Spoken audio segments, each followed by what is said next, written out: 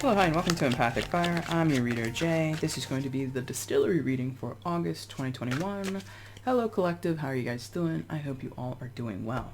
Guys, wherever you are in the world, I hope you're safe, happy, healthy, and secure. Take good care of yourselves and those that you know and love, all right?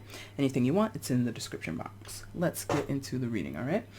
If you're a first-time viewer here, what this is a look back at the energies and messages that came through in all the August readings that I did for August 2021 for all 12 signs 2 times over. So in the top pile here, we have the cards that appeared most over those 24 signs, and then in the second pile, we have the cards that appeared often, but just not as often as the first pile, okay? And from this, we're going to take away a distilled message of what was happening for all of us here in the collective. What are some of the takeaways, yeah? So you might be thinking, man, August was crazy for me, or maybe I missed something, or maybe I need more detail into what I experienced. This is the design of this type of reading, okay?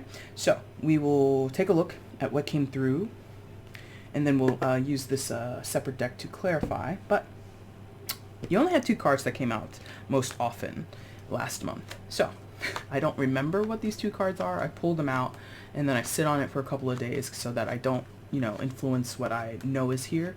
So I don't really remember what these 2 cards are, but we'll see which way they want to appear on the board before we get into it, okay?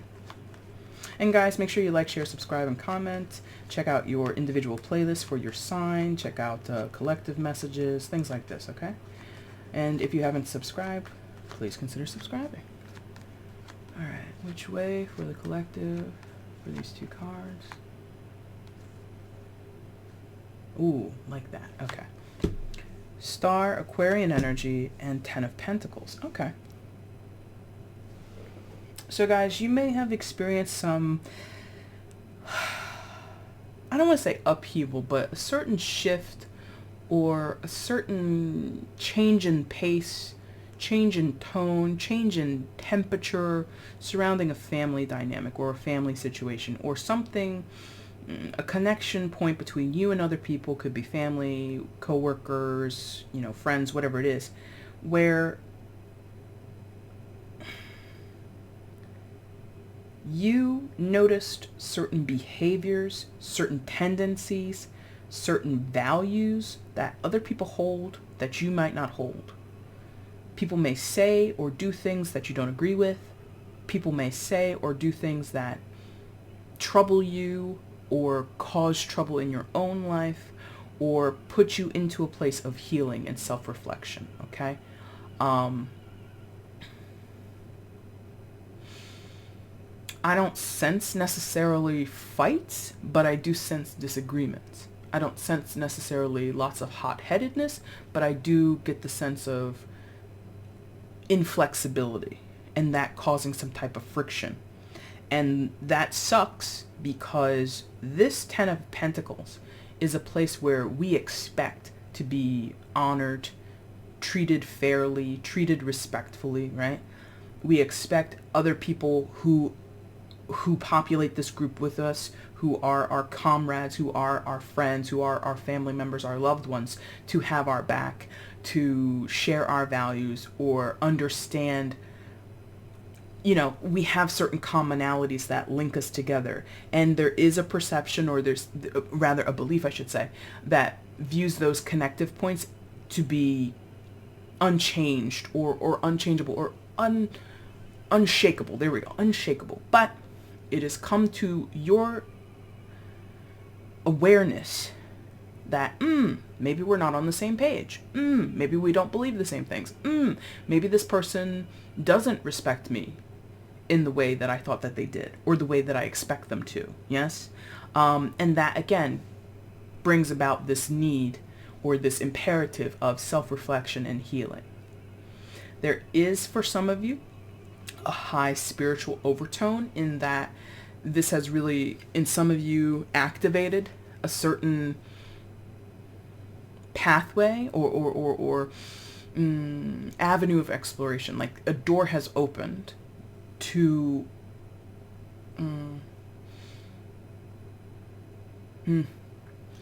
like regretfully the door is opened for you to go into the into a darker side of things or a darker side of yourself.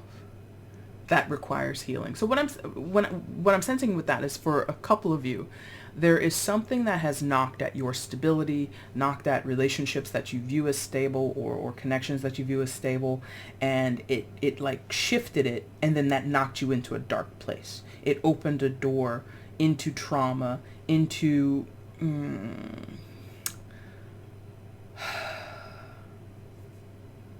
uncomfortable patterns.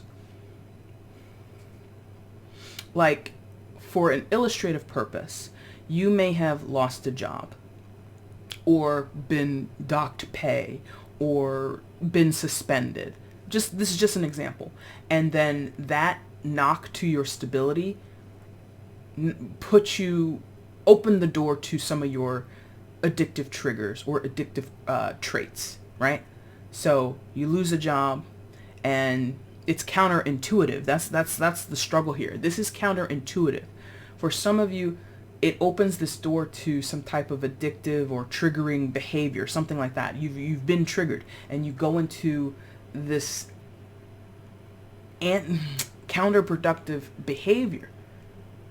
And in the sense of, like, you lose your job, some of you immediately go to, okay, well, I'm going to go gamble, or I'm going to go spend lots of money on Amazon because it's a comforting thing. And the irony there, again, it's counterintuitive, it's counterproductive. You no longer have money coming in. The job is gone. You have been released from employment. But then you spend money where you need not spend money, right? That's what needs to be healed or looked at, is that when you are taken off of your comfortable track, or things get a little weary in where you think they shouldn't get weary or get disabled, right? 10 of Cups, we predict, we almost bank on it being there. We believe it's solid. When it's proven to have a crack, when it's proven to not be solid, then we kind of, go off the rails. So for some of you, this is a chance for you to seek counseling, some type of intervention, or some type of assistance might be offered, or you need to seek it out. In some of your cases, it's not going to be offered to you. You have to go seek it out. You have to be proactive. Yes? Wow, what a... Yeeks. And, that's just an example of the losing the job. For others of you, it has nothing to do with your job. It's a family thing. There may have been disruption amongst your family members. There may be some, again, I don't sense, huge arguments, but, you and another person, or you and a certain side of your family, or a certain group of people in your family don't see eye to eye on something, and it's not that you can't, maybe not. You can't really get that back. I'm not sensing betrayal, but it might feel like that. Or it might feel, again, like we're not on the same page. Clearly, more than ever, it has been shown to someone out here. Now more than ever, it's been shown, we're definitely not on the same page. We don't have the same values. We don't have the same moral compass. We don't, view the world the same way. We don't possibly, in the sense, contribute equally to this relationship, to this situation, right? Because Pentacles can also talk about money or things of material value. So you might be doing your due diligence, viewer, saving money for a rainy day, and going back to the scenario of someone being fired. Maybe your spouse lost their job, and that income that they were bringing in, that was, the kids' tuition for school. It was money for all kinds of expenses, and now this person can't contribute it to no fault of their own. It feels like, for most of them. In some cases, they definitely, quote unquote, deserved to get fired, but whatever. So there's now this uncertainty there's an uncertainty introduced into the situation, because someone now seems less responsible, now seems less able to show up in equal measure. Again, whether or not it's their fault that they were released from their job, whether it's their fault they are spending poorly, and, all that kind of stuff. But that's what this feels like, okay? So let's expand on this with this deck. I think we're probably going to end up with 3 cards on this. Maybe 4. We'll see. So give me more of the context of what happened in August for the viewer. What else was going on for them back then? And I'm still recording this in August, but you know, all those videos have been recorded and uploaded, so. But what's going on here between the Star and the Ten of Pentacles? Give me more information.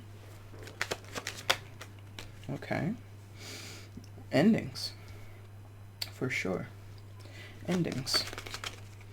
So you've reached a certain threshold, a certain part in your journey, in the story, in the connection, in the situation, where there's no going back. There's no backsies on this. Give me a little bit more, please. At least one more. What else is going on? I felt. If so, bring it back.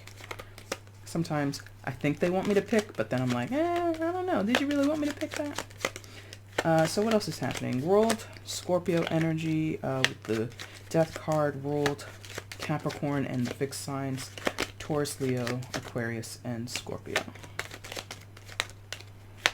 Maybe it's just these two. Okay, from here? Ooh, from here, there's three. Hold on.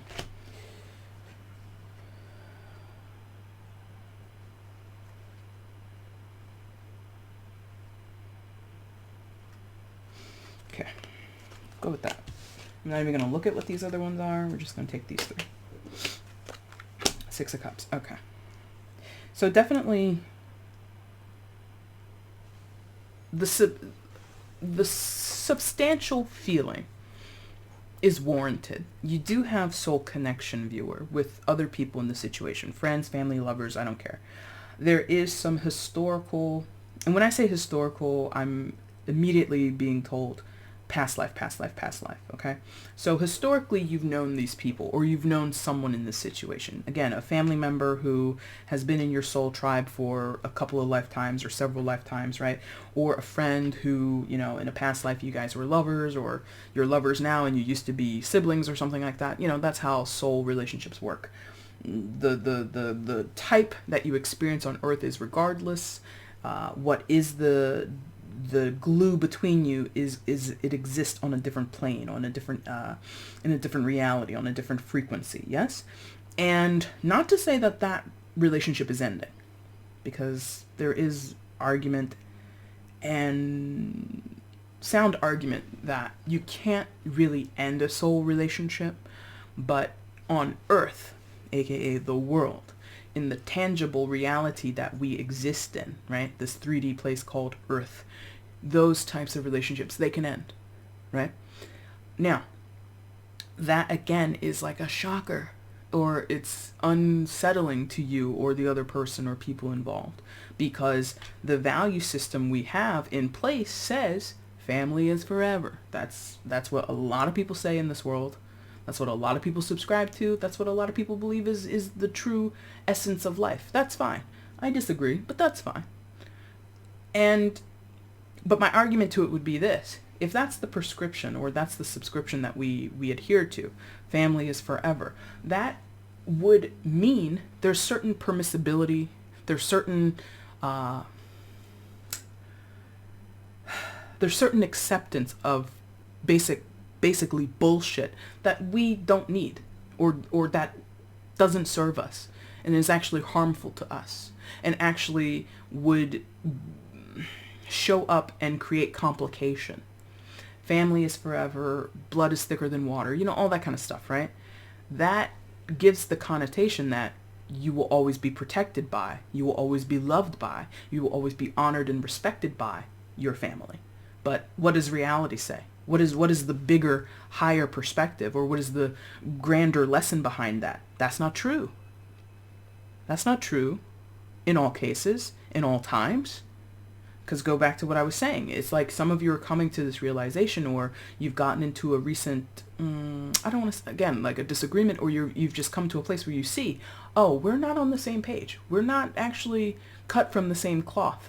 We might genetically be, biologically speaking, but on a soul level, we're kind of different.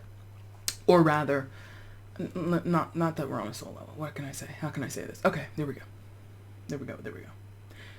It's not that you're cut from a different cloth on a soul level. It's more, you're still connected with this person or these people, but your physical selves, that's the differing, that's the divergence.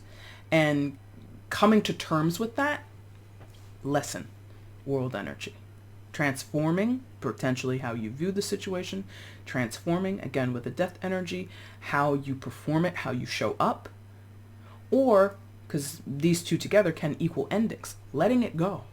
This is not me, you know, I think this is a very repetitive message in a lot of my readings, both for the collective and the individual signs, and sometimes in privates, but private readings are definitely less about this, but a lot of the things I've been putting out on my channel are about this, because I think the collective, you don't have to, but that's the challenge. You don't have to do anything that I'm describing here, or you don't have to be experiencing it, or you don't have to believe or conceive of it in the same way. But I think that's essentially what I do as a reader, is bring forth this idea. You know, this Aquarian moon is definitely hitting. In that your relationship is to the divine, to some type of spiritual truth and authenticity, is more important than earth-based.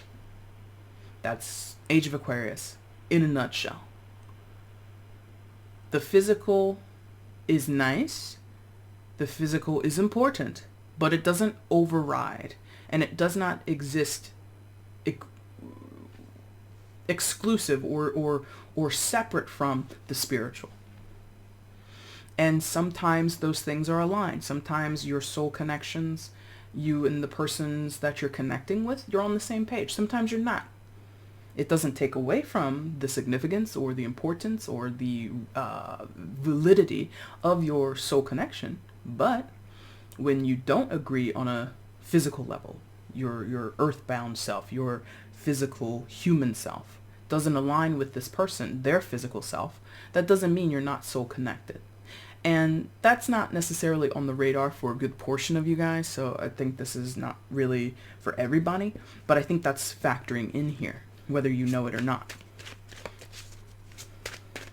And I think the quandary here, or the difficulty here, is what we believed contextually, or overall, I should say, what we believed overall about this person, what we believed overall about these people, what we believed about the circumstances that bound us together. Family is everything, blood thicker than water, all that stuff. Or if it's not about family, you know, best friends for life, that kind of thing. If it's not that, your professional life. You know, maybe some of you worked for or still work for a place for 20 years. Or, okay, going back to the release thing. Maybe you did work for a company for 20 plus years. Maybe you were the founder of something, but you've been bought out, you've been voted out, you've been fired or released or terminated or something, or asked for your resignation, something like that. And it's like, wow, I can't believe this ending, this transformative ending has come to me. I founded this goddamn thing. I was in at the ground level, and this person over here sold me out. This person over here betrayed me. That person over there, they didn't have my back when my back was against the wall, or they didn't stand and vouch for me. They, you know, there's like this feeling of I've dedicated and I've been loyal and I've believed that this was the strong foundation. I believed that this was ironclad. And reality is showing you, and people themselves are showing you, no. It's changing, or it has changed. And someone is having a hard time reconciling that. The changeability of the situation, or the changing of the circumstances, the changing of, you know, our sentiments and our belief systems, yes? All right, so I don't think we need to clarify anything, so let's just get some general advice here. General advice for the viewer, if this story is resonating with them, what is the general advice that they need to take forward regarding the situation, regarding this time in their life? What is the general advice to take forward for the viewer who is resonating with this message? What else? Excuse me, what do they need to know, or what is the advice going forward, okay?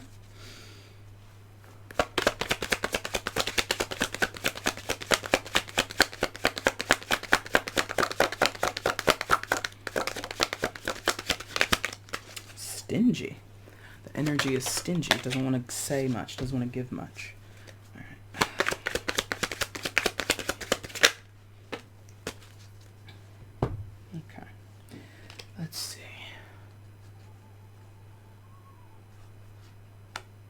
like that. Okay. All right. And then we have this in the side position. I want to see if that's correct.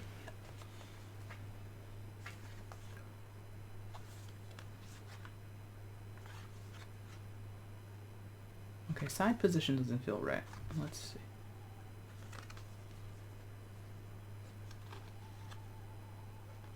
Okay, thank you.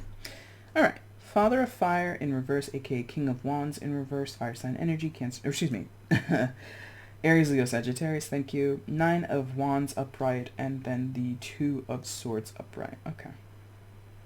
So for some of you, a father might be of particular importance, a father or a husband, but that's not for everybody. Yeah. You know,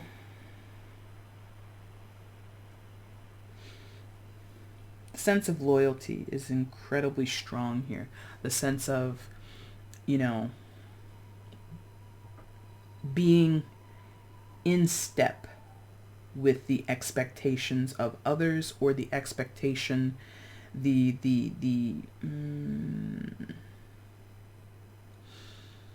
it's like an unwritten rule. There's like some rule or set of rules that isn't adhered to, or is becoming difficult to adhere to, and that is a disrupting energy, or it's unexpected and unwelcomed to someone in the grand scheme of things. And loyalty is coming out real hard from the Father of Fire and the 9 of Wands. Loyalty.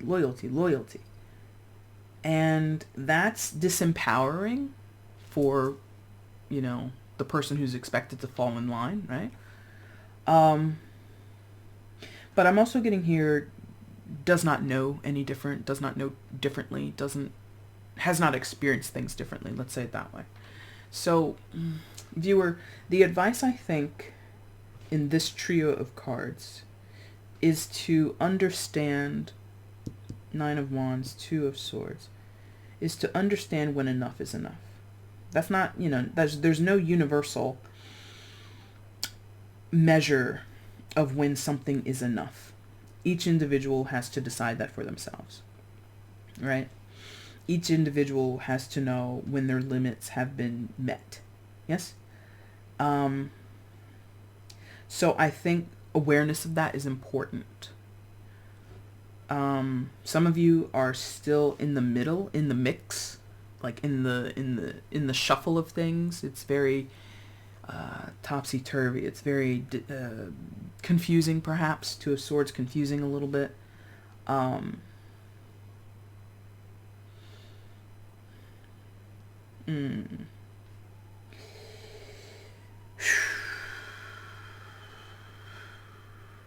Like this King of Wands in reverse feels like a person who cannot be reasoned with. Could be you, could be someone else, but you know, for the majority of you viewers, it's not you, it's someone else. Some of you it is you. I gotta be honest. Some of you, that's you. You can't be reasoned with. You're very rigid. It's not pleasant. But, you know, again, in many of your cases, in the majority of your cases, it feels like it's someone else. And this person, irritable, agitated, vengeful in some of your cases. They don't have to be a fire sign. They don't have to be male. They could be anybody. They are, in some cases, on a warpath. They seek to be recognized, to be heard, to be given deference, given preference. Could be momentarily in some of your cases. For some, this is a reaction. It's not who this person, quote unquote, truly is, you know, down to their core. This could be how they are in the situation. But, you know, take that with a grain of salt. I hate to boil it down to this person being a problem. They're not a problem. Like, it takes a lot to separate yourself from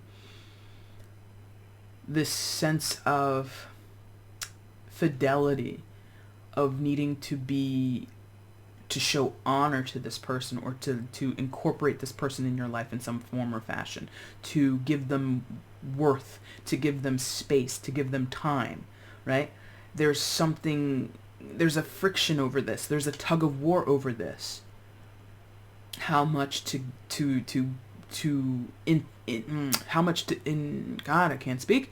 How much to engage with this person who, I'm telling you, inflexible, not on the vibe of change and transformation, not on the vibe of this is possibly ending, or we've reached a disagreement, or we've reached an impasse, and as such maybe we should go our separate ways, or maybe we should, take a break from each other, or realize that this particular situation or intersection point is just not going to work out. This person doesn't like that. They resist that. They abhor that is the word they're getting. Like, they hate it. They're angry about it. And I don't know that there's anything to do with this person. Like, oh gosh, we can do that. Let's just, not who is this person, how to handle this person. The Nine of Wands and the Two of Swords, that's like giving me cannot decide. The decision point is here. A decision must be made. But the hinge point, the sticking point is the Nine of Wands. Nine of Wands to me can be read in two ways, and it can be read in other ways as well. But the two major ways that I normally get is it shows that we are in it to, not in it to win it, but we're in it for the fight. We will not concede, we will not show defeat or give up and things like this, or we are so tired, we are so exhausted, we are so beaten beyond repair that it's best for us to put it down and give up, right? Those are the two things that are being decided upon, or the two perspectives, the two mindsets that you or someone else is struggling with, right?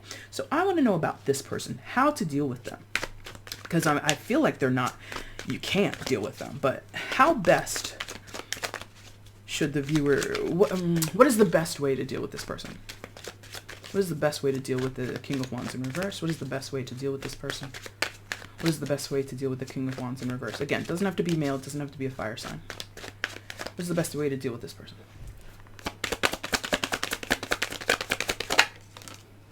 Oh, Jesus. All right. Two of Wands. Domination. Okay. Quickly. The thing that jumped out in my brain was like the animal kingdom, specifically lions. So what do we know? Male lions, they are dominant over pride, right? Which includes several females and whatever spawn they bring forth, whatever young cubs they bring forth, right? Eventually, the male lion and the king of the pride, let's say, runs off those cubs, especially the male ones, right? Particularly the male ones when they come of age. And then years pass. I don't know the aging of lions. I don't study them, right? But eventually, some of those same male cubs come back to challenge the male for dominance over the pride, right? His own sons, essentially, or his nephews, or whoever it is, right? Cousins, maybe, I don't know, come back seeking to take control of the pride, to have, a space, a region that is theirs. So that is kind of the vibe for some of you, is to take over what the King of Wands is to you, or the role that they play, to usurp the king from his throne. For some, there we go. That's okay. So that's just all an analogy, of course. For some of you, this person has been domineering in your life. They've been abusive, perhaps. Because again, go back to the Ten of Pentacles and this idea that family does for family, blood thicker than water, blah, blah, blah. And I told you, I'm a firm believer in it. You don't have to believe what I believe, but reality often betrays that sentiment, because the same people who are your blood relatives can be the people who treat you the worst in the world. There's so many cases of that. cases you know personally, cases we can point to in the common knowledge realm. We can look at, cases of people being abused by their parents or taken advantage of by their brothers and sisters, being betrayed by their children, etc., right? So we know that that's not true in all the cases, but a lot of people subscribe to blood thicker than water. And that sentiment, that mantra introduces, in my opinion, permissibility. Family does for family, therefore don't call into question the ways in which I mistreat you. So this person, Father of Wands in reverse, King of Wands in reverse, Father of Fire, could be an abusive person, could be a person who intimidates, manipulates, violates you or other people that you know.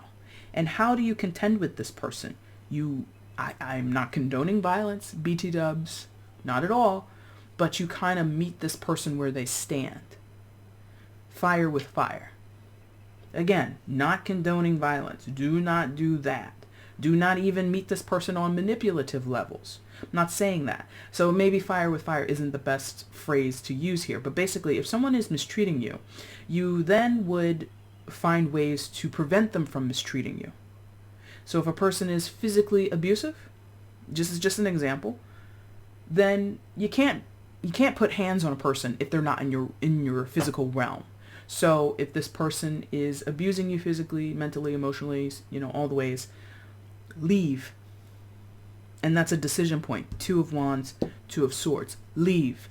9 of Wands. Again, abusive, taking hits, sticking in there even though it's not helping you, it's harming you, right? Leave. You can't abuse a person who's not there to certain extents, right? If they're harassing you, block them. If they're really harassing you, get a restraining order. If they're really coming at you, defend yourself. Again, not condoning violence, not saying to take it there, but that's the way to handle this person. Meet them where they are. Or, again, build some type of defense. Build some type of... introduce some type of alternative ways to exert your own power. I did use the word disempowering earlier. So for many of you, you've dealt for a long time, 10 of Pentacles, with a person who disempowers you. And the kicker, as I mentioned earlier, some of you, this is a soulmate. Absolutely. In some form or fashion, whatever label you want to put on it, twin flame, karmic partner, whatever. The label is unimportant to me, especially in the general. In the private, maybe I'll give you a little bit more. But this person is solely is connected to you on a soul level. And there's purpose to it. I'm not saying you should be okay with being mistreated. Absolutely not. But there's a purpose on a soul level for you two to be incarnated the way that you are. One person being the abuser, the other being the abused. Not saying it's okay. But on a soul level, there's a purpose to this. It's meant to teach you something. It's meant to enlighten you to something. It's meant to help you grow. It's meant to help you ascend. It's meant to give you a goddamn spiritual awakening. How many people have had spiritual awakenings after some of the most awful shit in their life? And sometimes that awful stuff comes from a person who is a soulmate, which again, in my work on my channel, soulmate is not equated to a very bonny experience, a very joyful experience. Not always. Sometimes, if you got a joyful soulmate connection, good for you. But so many people will not have. And that's Pisces age layover or residual energy. Oh, soulmates are great. That's that Pisces era shit. We're in the age of Aquarius. And it's not like that. And it probably never was, because I'm not going to get into it anyway.